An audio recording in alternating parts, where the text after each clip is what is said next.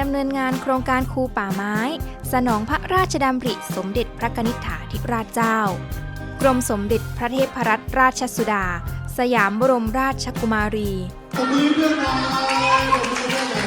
บทที่ 2 เรื่องสัตว์ป่าผู้น่ารักโดยมีกิจกรรมต่างๆให้นักเรียนได้เรียนรู้ความหมายและความสำคัญของสัตว์ป่ามันง่ายเลยใครเจอหมาบ้างผมเจอและทราบถึงความแตกต่างระหว่างสัตว์ป่ากับสัตว์เลี้ยง